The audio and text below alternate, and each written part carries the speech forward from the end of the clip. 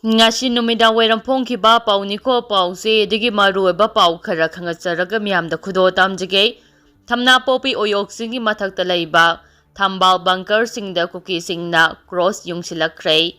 haukiba sahi lising aniga subna kungi homdoige May ahumda kuki zo singna makhoge tokhaiba lamkhai ama semnabagi padamda tampaki mafam singda bom ama dinong mayawna Makhal kayagi khulai sijinna duna landarakhiba adugi manungsanna Imphal East District ki oina kuki singna toina landarakpham ama oiriba thana popi oyok singi mathakta laiba thamba bunker singda kuki singna lengdana leibaga loinana mafam aduda kuki singna cross jingchinduna makogi lamni haina taknaba hotnabagi video footage drone ge matengna uba phangkhre hiram asigi matangda mafam adugi khunja singna phongdorakpagi matung inna Hariba mafam sing security force sing kakhatuna mafam adubo takthongnaba hotnarubada kuki nupi sing yauna security force sing adu tantharakibani hairi makha tarapa pauda laika narakhiba AR personnel ani su laikhidrei ngarangdagi rims hospital da laika narakhiba kuntra humdoi suba Assam Rifles Force ki personnel mari ki manungda personnel ani ngasi ayu pung 3 tarapa aduwaida laika nabangamdana laikhidrei Laikhidraba personnel ani ado halbidar Umesh Kumar Yadav Chaini Pumapan amasung Pulsan sa Yankay Tarukawi Hairi Laikhidraba halbidar Umesh Kumar Yadav Bihar ge Pokar Hardagini aduga Pusa na Uttarakhand gi Indragarh colony dagini Hairi Makoy ani ngasi ayupung tare rom tarakpa aduwaida laikana bangamdana laikhidabani Hairi Atopa personnel ani na hauzi Rims Hospital da laikana duna laide Laika nariba personnel anigi phibam thoina khudong thiningai oidre haide panba yabade tha asigi kungatare ki ahing nungyai matung pungbaro makhairom tarakpa adwaida kuntra humdoi suba Assam Rifles ki post aduda leiba Lance Knight Ram Shankar apokpa Kapil Dev Ram kauba UP dege personnel amasu laika nabangamdana laikhidabane makhoi karigomba posak khara chachiluba natraga thaksilubadege food poisoning oibadege laikhidaba oiramba yai haide aduba chap chabadi khangba ngamdri haire loinina laikhidraba personnel ani adu postmortem gi damak rims ki medal sangda thamkhre haire makha tarapa pauda Chief Minister Nongthoma Birena Armed Forces veteran singa unaduna lamdam sigi security ki phibam gi matangda wari sanakre lamdam asida security ki phibam phaga hannaba paikhatpa yaba khongthang singi matangda Chief Minister Nongthoma Birena Armed Forces veteran singa unaduna wari sanakre hiram asiga mari lenina Chief Minister Nongthoma Birena social media da thagalakpa post aman hai Armed Force veteran sing aduna phongdoramba wafam sing amade makhoye wakholol sing asina Manipur da tangdulai taba hanjin hannaba hotnariba chida chauna mating oiragani haina Chief Minister N Birena phongdokre ningsingba yai tha asigi haukiba taraga marida Manipur lengangna sinduna Manipur Rifles ke Banquet Hall da pangthokiba mapal suba Armed Forces Veterans Day gi thoramda Chief Minister Nongthoma Birena Manipur da thogliba irang asi losinaba hotnabada experience lairaba veterans singda mating pangbiyu tim ama oina puna thabak tawminabagi pandamda veterans singi oiba mifam ama athubada kauragane mifam aduda veterans singi oiba masa masagi wakhalol amade suggestion sing piduna irang asigi tungkoina chatnaba yaba warosina ama puraknaba hotnaminasi haina phongdoki amaromda Manipur gi lambi thong phaga anduna awang nungpo ki atei state singa connectivity phaga hananaba border roads ki director general lieutenant general Raju Srinivas na Chief Minister Nongthoma Birenga unaduna wari sanakre Chief Minister gi secretariat ta unaba aduda matau karam na lamdam asigi lambi thong phaga angadage haibagi matangda kupna khanakre haire makha tarakpo ina kanglaipa ki mairagi pause digi maru eba pau khara khangatsaraka miyamda khudo tamjage Khut thoknabada Sikhiba KNA gi Lanmi taragani thoigi manungda Ccpur dagi ahum Yaori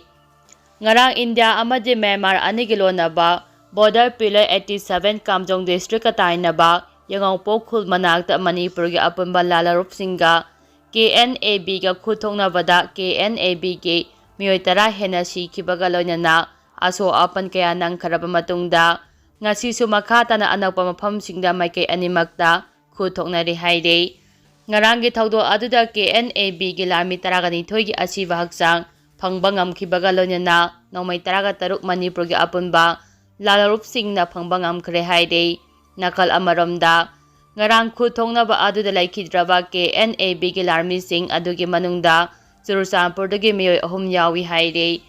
ngasi numida wairam phawbada kasom kholeldagi namli changba yaba lambiromda Central Armed Forces mayam thomjilakpadagi yari pok maikaidagi lambida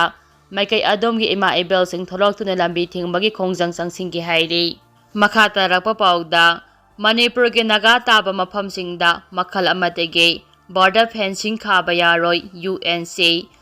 Bharat Lengana Indo-Myanmar border paring fencing khabagi thabak paikhalakliba asigi matangda United Naga Council UNC na wafam kaya thamlakle UNC na thamlakliba wafam de Manipur ge naga taba mafamsingda Indo-Myanmar paringda makhal amatege fencing khaba yauksinba amadi mateng piba yaroi karigumba Bharat Lengana tawningbada tawba ngamkhai paringda fencing khariba asida kanagumba miyoi natraga lup amatana mateng pangba natraga yoramba thengnarabade maduda tholokpa aphaphadagi teksa punamak masa masana pujagadabani haina UNC na naga phuruki miyamda khangalakle UNC na ngarang athengbada thadorakhiba cherol amagi matung inade haukiba lesing aniga sumna kungi marigi October 18 da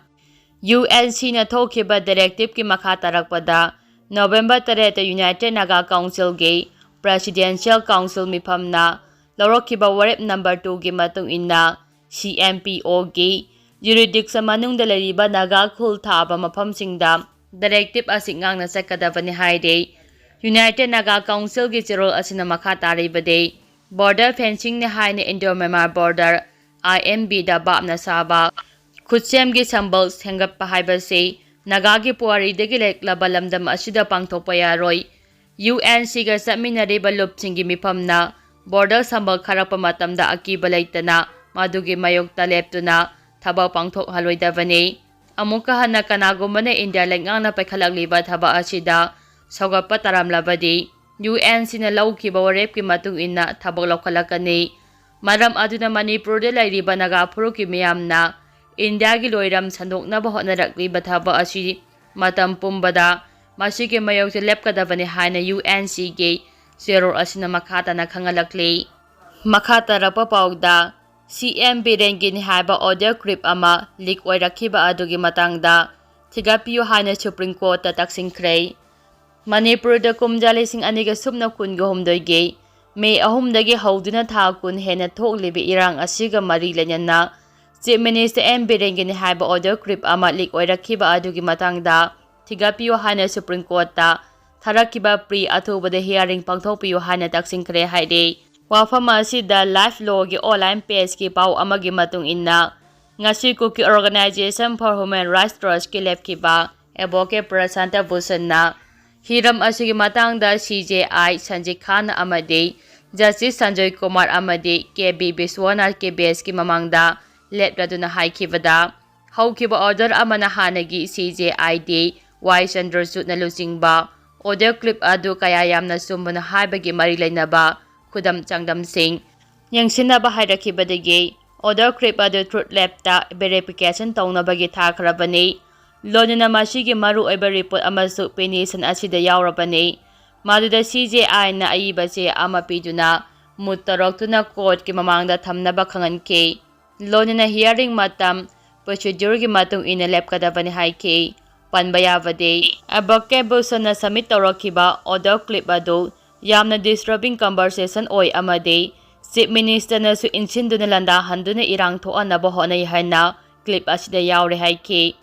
adubo Solicitor General Tursha Mahanta amade Attorney General R Beckham Ramnade thagalakiba clip adu objection tawkhibani haide makhatara papawda uyok singthakta kuki singna cross mark yumkhalakpa Lagthoknaba local MLA Ibomzada Khunja Singna taksingkhre Imphal East District ki lamlai kendra ge yangang popi police station gi manung chana lairiba uyok singi mathak thangba sarukta kuki terrorist na cross mark amanga si humni gi mamangdagi yumkhalakle hariba cross mark asi yumkhalakpa se thamna popi chanti khombal yangang popi saboko khono amani saboko khunjaudagi ingan ngana uba phangले hairi. Kuki terrorist-singna uyok-singgi mathak thangba sarukta cross mark yungkhalakliba asi ubadagi mathakta pankriba khunsing asigi khunja-singgi lusingba-singna ngasi ayuk lamlai kendragi MLA KS Ibomjaga unaduna cross mark asi athuba matamda laukthokpinaba taksingkhre hairi. MLA singa khunja-singgi lusingba-singa unaba aduda MLA na phongdorakki hairibadi hiram asigi matangda Manipurgi governor amadi chief minister na jingbada athuba matamda khangalagani loinina cross mark asi laukthoknabagi thaba paikhalakani haina thajaba pirakhi haidi hiram asigi matangda khunja kharana pause asida phongdorakhibadi uyok singda army sing laibana lambi sembagi thabak tangkhai ama loisilakle uyok singgi sarukta haujik BSF amadi CRPF laiduna ngak sembagi thabak chathari aduba BSF amadi CRPF laidiba camp adudagi uyok singgi mathak thangbada haujik kuki terrorist-singna cross mark yungliba mafam asi phawbadi lambi sembagi thaba paikhatana leidi khunja-singna makhatana phongdorakhibadi cross mark yungkhalakliba uyok singgi matona sida haujik maha regiment kanggu laiduna ngak sembagi thabak tawribani adubu makhoi laina cross mark kuki sing yungkhalakliba si angakpa ama oidi drone gi matingna cross mark yungliba mafam asi yengsimba matamda khangba ngamkhibani cross mark yungbagi thaba asi yamaluna gunya tauraga cement hairaga yamnaga seksina saraga yungkhalakpani haiba khanglei maduna athuba matamda uyok singgi aroiba matonda kuki terrorist-singna cross mark yungkhatuna makhogi kemna chingba sajinbagi thaba paikhaleiba asi athuba matamda Manipur lenganga tauthoknaba hotnabiyo loinina matam asida maha regiment kanggu laina kuki terrorist-singna mataw karamna changsilaktuna hairiba thabak asi paikhalakliba si angakpa ama oide thong asina takpadi maha regiment kangguga kuki terrorist-singa punna saminabra haibagi singnaba ama leire haina phongdorakhi.